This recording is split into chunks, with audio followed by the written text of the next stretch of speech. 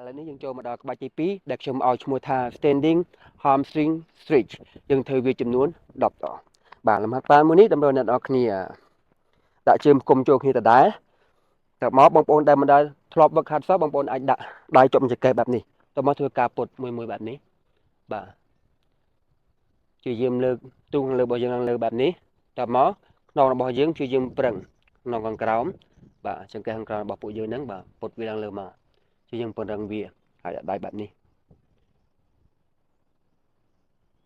ដាក់ចោះលើកឡើងបែបនេះយើងរាប់ថា1អូខេ